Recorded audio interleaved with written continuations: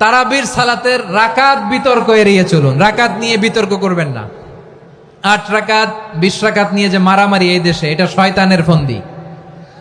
চিল্লায় বলেন এটা কার ফন্দি? আমরা 20 রাকাত পড়ি, আপনারা হয়তো 8 রাকাত পড়েন, কোনো অসুবিধা নাই।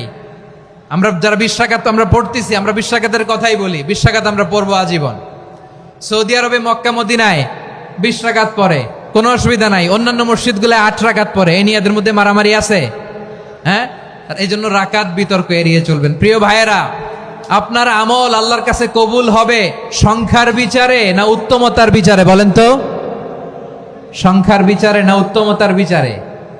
উত্তমতার বিচারে। কত চমৎকার ভাবে আপনি আল্লাহর সামনে দাঁড়াতে পারছেন এটা বিবেচ্য। রুকু সেজদাগুলো সুন্দরভাবে করবেন, রুকু থেকে সোজা হয়ে দাঁড়ানো ওয়াজিব, 2 সেজদার মাঝখানে সোজা হয়ে বসা ওয়াজিব। এই তাদিলুল আরকান বাদ দিলে হানাফি মাযহাব মতে সৌ সেজদা দিতে হবে, অন্য মাযহাব মতে নামাজই হবে না, আপনি নামাজই হবে না। এই জন্য ধীরস্থির ভাবে তারাবির সালাত যেন আমরা আদায় করি। পারা যাবে তো ইনশাআল্লাহ? 3 নাম্বার, তাহাজ্জুদের সালাত আদায় করুন। বছরের অন্য সময় উঠতে পারি না, অনেকে বলে হুজুর উঠতে পারি না, কিন্তু রমাদানে সাহারি খাওয়ার জন্য তো উঠাই লাগে। কি বলেন, সাহারি খান আপনারা? হ্যাঁ, খান না?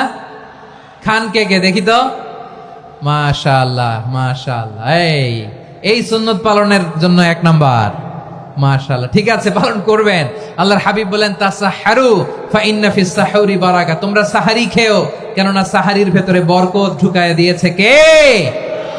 একটা খেজুর 1 গ্লাস পানি খেলো সারা দিন আপনাকে তরতাজা রাখে কে?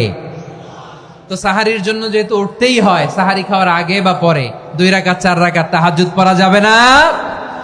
রব্বুল আলামিন বলেন ওয়ামিনাল লাইলি ফাতাহাজ্জাদ বিহি নাফিলাতান লাকা আসা আইয়াবআসাকা রাব্বুকা মাকামান মাহমুদা। ও নবী, রাতের কিছু অংশ সময় তাহাজ্জুদের সালাত আপনি আদায় করবেন, কারণ এই তাহাজ্জুদ হলো আপনার জন্য নাফিলাতাল লাক, অতিরিক্ত ফরজ। আপনাকে মাকামে মাহমুদে অধিষ্ঠিত করবে কে? এজন্য যারা সম্মানিত হতে চান, সম্মানের আসনে যেতে চান, তাদের জন্য তাহাজ্জুদ অবধারিত। আমরা রমজানে সাহারির আগে তাহাজ্জুদ পড়তে চাই কি চাই না?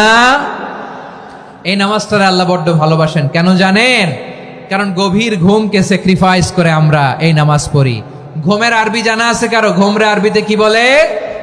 অনেকগুলো আরবি আছে। একটা আরবি হচ্ছে নুআস, তন্দ্রা, তন্দ্রা, আমানাতান নুআসা কোরআনে এসেছে। আরেকটা আছে ঝিমুনি, ঝিমুনি, এইভাবে ঝিমুনি আসে ঘুমের আগে, এটারে বলে সিনা। এটারে কি বলে? সিনা। স্বাভাবিক ঘুমকে আরবিতে বলে নাউম। স্বাভাবিক ঘুমকে কি বলে? এই সিনা আর নাউমকে আল্লাহ এক আয়াতে এনেছেন, লা তাখুযুহু সিনাতু ওয়ালা নাউম। আল্লাহর তন্দ্রা নাই, ঘুম নাই, ঘুমের আগে যে তন্দ্রা আছে ওইটাও নাই। তাহলে নুআস, সিনা, নাউম পেলাম। আরেকটা ঘুমের আরবি হচ্ছে হুজুদ। চাঁপাইনবাবগঞ্জ আওয়াজ করে বলেন, আরেকটা ঘুমের আরবি কি? হুজুদ। এটা মাঝরাতের ঘুম, শেষ রাতের ঘুম, যেই ঘুমটা বড্ড মজা লাগে। কাঁথা টেনে টেনে, ব্ল্যাঙ্কেট টেনে টেনে আরেকটু ঘুমাইতে মন চায়, আরেকটু, আর 1 মিনিট, আর 2 মিনিট, এরকম একটা মজার ঘুম শেষ রাতে আছে না নাই? এই শেষ রাতের ঘুম, এই হুজুদের ঘুমকে স্যাক্রিফাইস করে যেই সালাত পড়া হয়, ওই সালাতের আরবি নাম হচ্ছে সলাতুল হুজুদ বা সলাতুত তাহাজ্জুদ। চিল্লায় বলেন আল্লাহু আকবার। এজন্য আল্লাহ তাআলা এই তাহাজ্জুদের সালাতকে এত পছন্দ করেন। পড়বেন তো রমাদানে? 4 নম্বরে মুক্ত হস্তে দান করুন, মুক্ত হস্তে দান করুন। ওয়ামা আতাইতুম মিন যাকাতিন তুরিদুনা ওয়াজহাল্লাহি ফাউলাইকা হুমুল মুদঈফুন। তোমরা মনে করো না যাকাত দিলে তোমাদের সম্পদ কমে যায়, এটা ভেবো না, বরং তোমরা আল্লাহর খুশির জন্য যে যাকাত দাও, তারপরে তোমার যে সম্পদ থাকে ওই সম্পদের মধ্যে প্রবৃদ্ধি দান করে কে? আপনি মনে করছেন দিলে কমে? চাঁপাইনবাবগঞ্জের ভাইয়ের আওয়াজ করে বলেন, দান করলে কি সম্পদ কমে নাকি বাড়ে? আওয়াজ করে বলেন, কমে না বাড়ে? বাড়ে। যেটা দান করেন, কামাসালি হাব্বা আম্বাতাত সাবআ সানাবিলা ফি কুল্লি সুম্বুলাতিন মিয়াতি হাব্বা।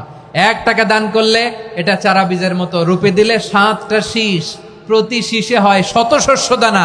আল্লাহ যারে চায় এরকম বাড়ায় দেয়, প্রবৃদ্ধি দেয়। সুবহানাল্লাহ। এজন্য মুক্ত হস্তে দান করতে রাজি আছেন? আগে আগে জাকাত ক্যালকুলেট করে রাখেন। আপনার জাকাত বর্ষ যদি পরেও হয়, দেরি করেও হয়, ধরেন যে প্রতি বছর মুহররমে দেন, আপনি আগে দিতে পারবেন। জাকাত অগ্রিম আদায় করা যায়। সুবহানাল্লাহ বলেন।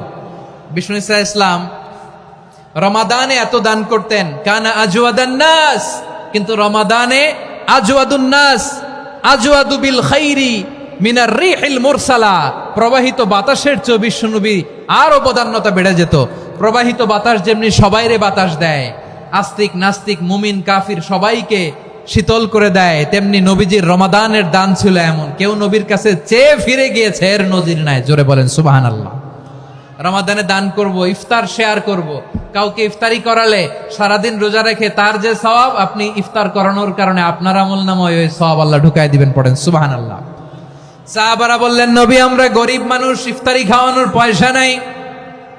আল্লাহর হাবিব বললেন, ওয়ালাউ বিমাজকাতি লাবান, এক ঢোক দুধ, ওয়ালাউ বিতামরা, একটাও খেজুর, ওয়ালাউ বিশারবাতিমা, এক ঢোক পানি খাইয়েও যদি কারো রোজা ভাঙাও, তারপরে ওই সওয়াব তোমার আমলনামায় দিবে কে?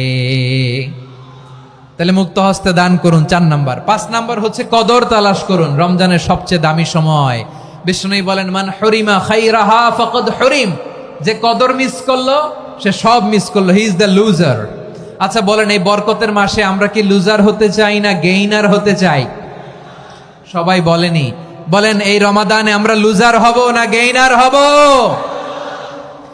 ইন্না আনজালনাহু ফি লাইলাতিল কদরি ওয়া মা আদরাকা মা লাইলাতুল কদর লাইলাতুল কদরি খায়রুম মিন আলফি শাহর। পড়েন আল্লাহু আকবার।